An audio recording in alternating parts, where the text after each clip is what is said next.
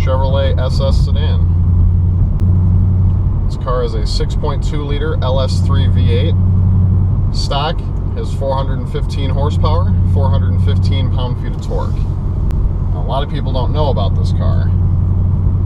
It only made about 3,100 or so in 2015. Mine is a 6-speed manual, which is even more rare. But the best part is the color. My car is jungle green metallic, which they only made 41 of those. And of those, only 14 were stick shift. So my car is one of 14 2015s in jungle green with a 6-speed manual. I bought this car, ordered it actually in October of 2014, and I didn't even know what the car was going to cost, and I had never even seen the color. Probably the most common question people ask me is that color stock, or is that did you custom paint that? And no, it's a stock color, but I had never seen it, and in fact the dealer asked me 3 separate times if I was totally sure that I wanted this color. And in all reality, I was on the fence a little bit, because for 2015, Chevrolet introduced 5 new colors that they didn't previously have. The first year of production, 2014, it came in 5 different colors: black, phantom black, silver ice metallic, heron white, mystic green metallic, and red hot 2. Well, with the exception of the white and the red, they were all metallic colors. And honestly, I liked the mystic green the most because it closely resembled what my old GTO used to be. I had a 2006 in cyclone gray metallic. But the 5 new colors that they introduced for 2015 were Regal Peacock Green, which was a much darker, like an emerald green.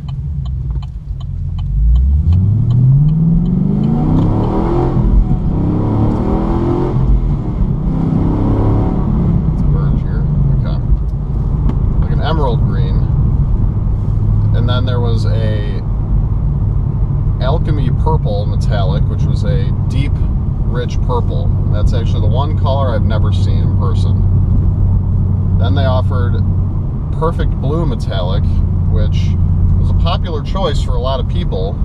However, the only one I've ever seen in person was at the Chicago Auto Show in 2015. Never actually seen one on the road.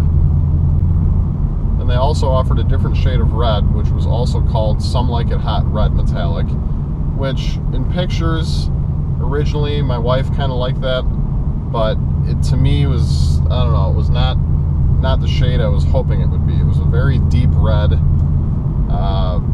It's kind of got some orangey tones to it, but not really. I've seen them in person, and I'm not sure. I'm kind of on the fence. The orange doesn't really come out of the color as well as you thought it would have, as well as I would have thought it would have when I first saw the press photos and pictures of the Holdens down in Australia that people, were obviously sharing to show what these colors actually look like, because they had already had them down there.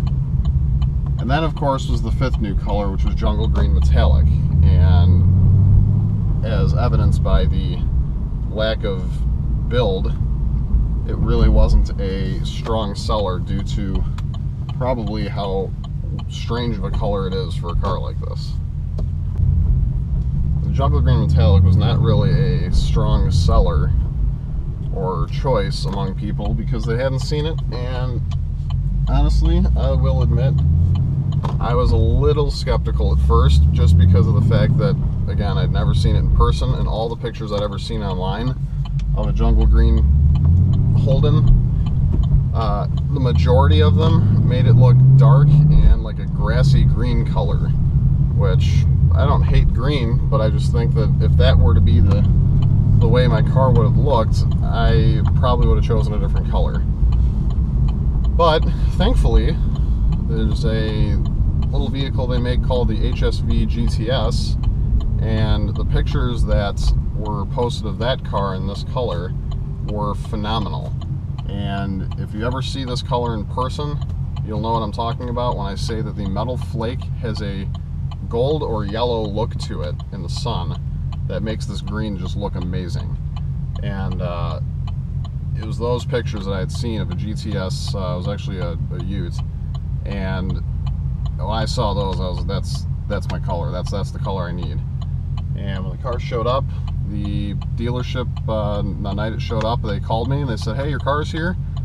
I said, "Oh, really? It's here." And this is now in April 2015, so a full 6 months later.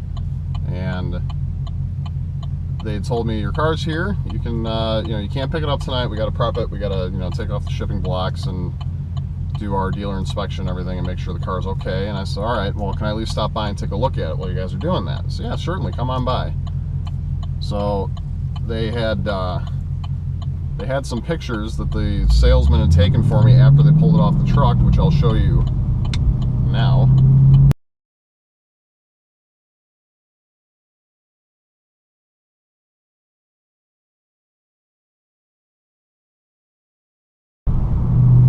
As you can see, it still had the plastic wrapping on it, so it was fresh off the truck.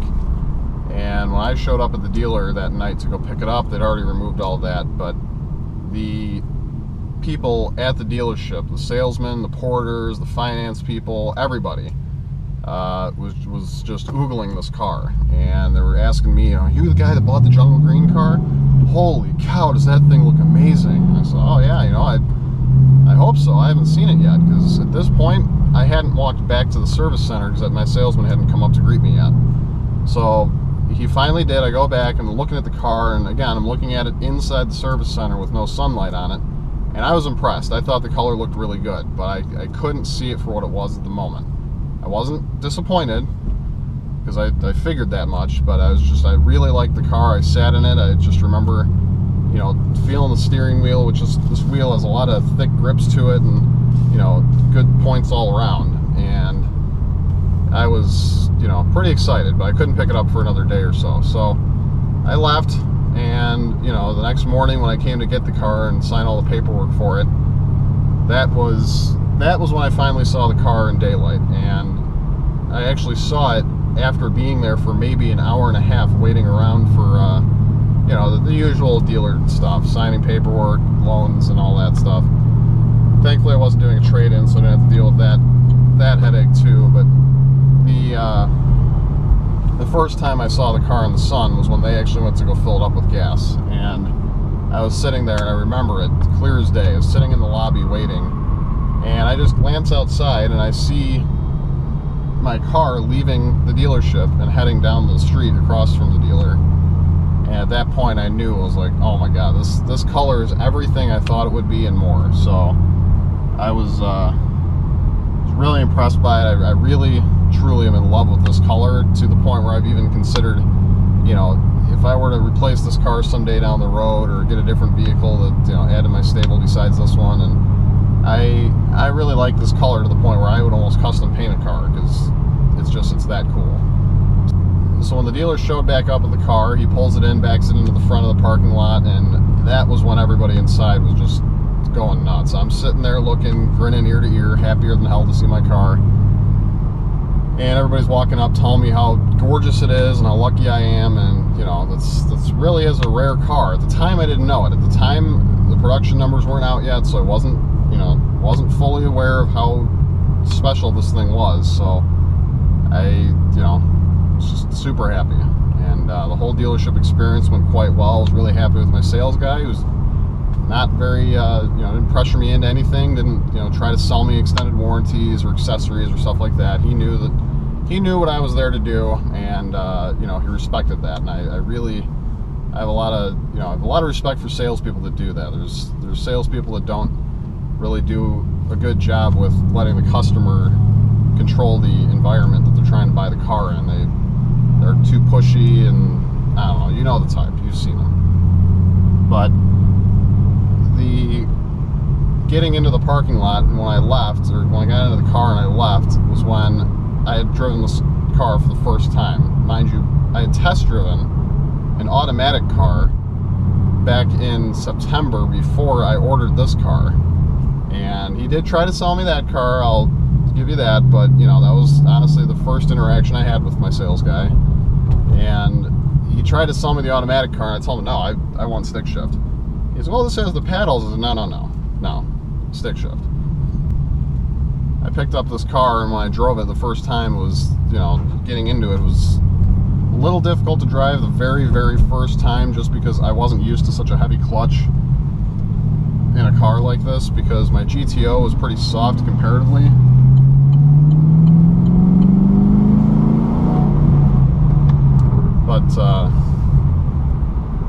But it was, you know, it didn't take me long to figure out driving this thing. When I started driving it home that first day, I had people in Honda Civics and, you know, just a lot of other little cars that were people giving me thumbs up and people, you know, waving and gawking, and because they had never seen, you know, it's hard to find one of these cars in the first place, to see one, let alone this color.